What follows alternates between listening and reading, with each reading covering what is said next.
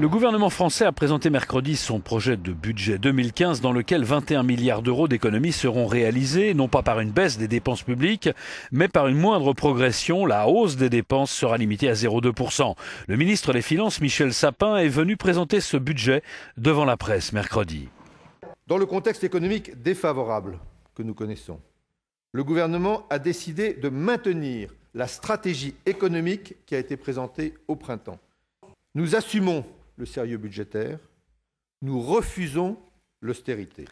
Dans les hypothèses économiques qui fondent ce projet de budget 2015, le gouvernement français repousse de 2015 à 2017 le retour du déficit budgétaire sous le plafond européen des 3%. La nouvelle prévision pour l'an prochain est de 4,3% de déficit après 4,4% cette année.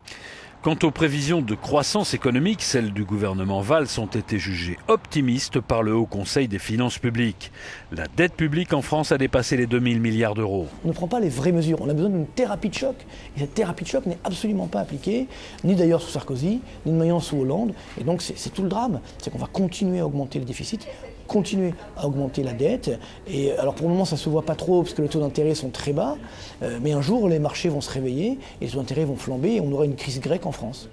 Selon Paris, la dette publique française devrait grimper jusqu'à 98% du produit intérieur brut en 2016 avant de refluer. Elle est actuellement de 2023 milliards et représentera à la fin de l'année 95,3% du PIB français. Parmi les mesures phares de ce projet de budget 2015, la suppression de la première tranche de l'impôt sur le revenu. Du côté des hausses, le gouvernement a confirmé une augmentation de 2 centimes par litre de la taxe sur le diesel qui devrait rapporter 800 millions d'euros et servir aux infrastructures routières.